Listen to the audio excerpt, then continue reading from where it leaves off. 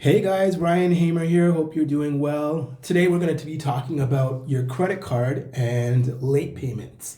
So, late payments are pretty much one of the worst things that you can do. They have a big impact on your credit score. So, you always want to make sure that you never miss a payment on your credit card. There's a thing called a grace period. So, which means once you start a new cycle, which means that once you have your credit card, you have I've gone over this before where we talked about the different dates.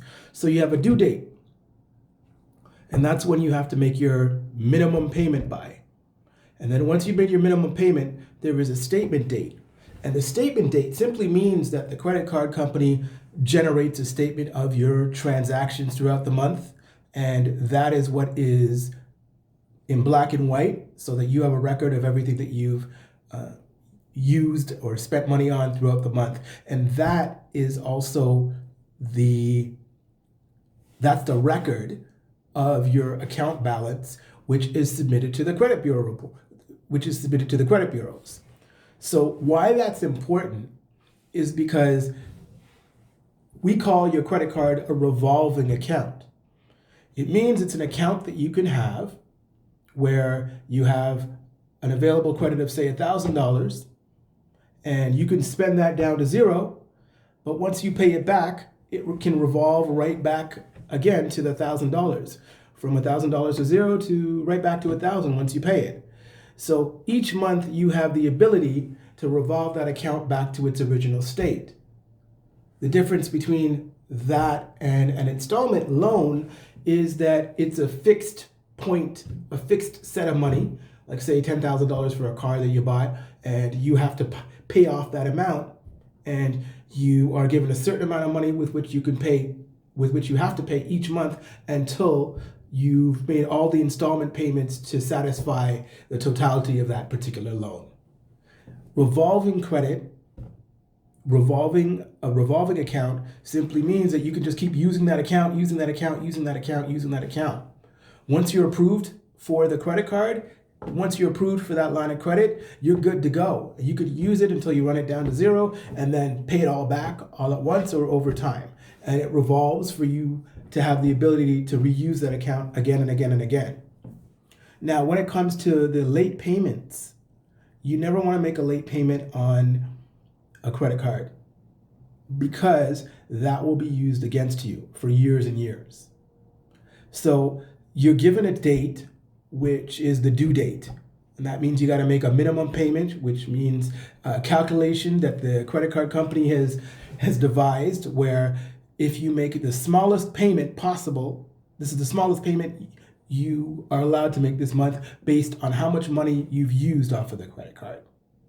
And I always say, do not make just the minimum payment, always make more than the minimum payment.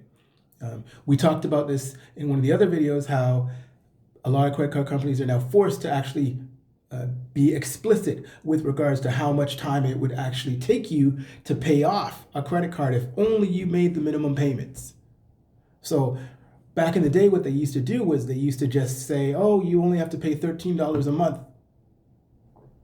And you say, oh, okay, that's the minimum payment. So you just make that $13 a month minimum payment, and it could take you years and years and years to actually get back to the original balance if you were just simply making the minimum payment. But depending on how high your balance was, you would be like, okay, that's fine, I'll just make the minimum payment, but not really understanding how the math worked.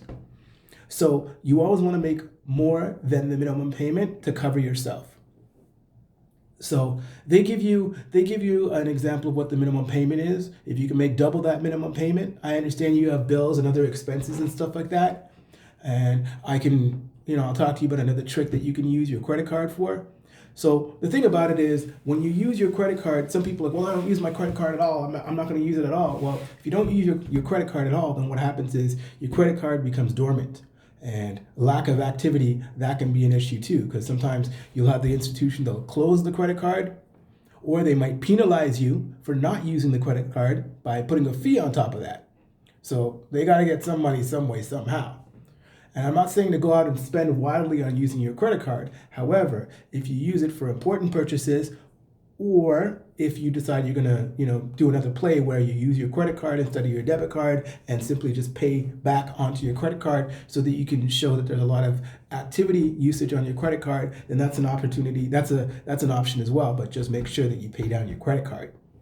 So I'm gonna go over this again because it's very important. You got that statement date and you got that due date. So the due date is when you have to make that minimum payment at least. Meaning you got to put something on the credit card by that date. So after the minimum payment, there's going to be another date. It's the statement date. And remember, we talked about that's like the closing date. So they close off all the transactions for that period and they print out a statement so that you have an idea of exactly what you spent your money on for that month. And then that information is then sent to the credit bureaus so that the credit bureaus have an idea of how you handle your money. And if you have a $5,000 credit card and you've used $4,999 of that credit card, then that shows that you're maxing out the limit. Some credit cards, if at all throughout a month you have gone over the limit, they will charge you what is called an over limit fee. So that can be anywhere from $30 or more. And you get a fee like 20 bucks, 25, 29 bucks or 30 bucks or whatever on top of whatever amount of money that you have owing on your credit card. Where that really sucks is if you're really close to the limit, say you're at $4,999 and then something comes out of your account, right? That puts you over $5,000. If your limit was $5,000, then then what happens is the issuer, the credit card company, ends up throwing on another fee on top of that. So you're over the limit, and then that's another thing against you. So not only are you over the limit, what happens if you miss a payment? So say you miss a payment and you're over the limit, not good. So you always want to make sure that you keep between, a general rule of thumb, you always hear about 20 to 30%. You have that kind of money, that amount of money on your credit card that you have not, that you do spend. Like if you're going to spend, keep it between 20 to 30%. That's what the general rule of thumb people say, but I always try to say use the least amount of money on your credit card as possible, but at least use it. So you satisfy the credit card company by them seeing that you use the credit card. And the other issue is that you make sure that you pay it off before the end of the cycle. So you make sure you meet the due date as well as you meet the cycle date, like you meet the statement date. Once you make that statement, and see, a lot of times people make the mistake of spending money. So after you make a payment on the due date, they go spend the card wildly. Don't do that. Take some time, you wait. So what happens is after the due date, say you paid off the card in full. Great. Then wait for the statement date to come where you actually get that statement where they say your statement is ready.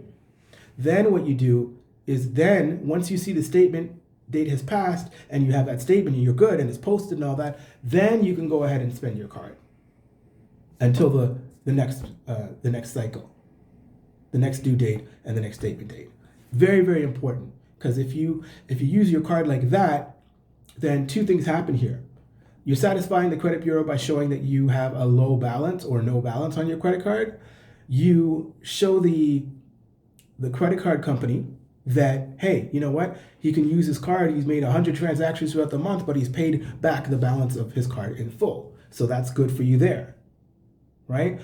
There is, a different rule of thought, like there are different schools of thought with regards to whether should I leave a balance on my credit card or not. A lot of people do end up carrying a balance, and some people, maybe you can't afford to pay it off in full.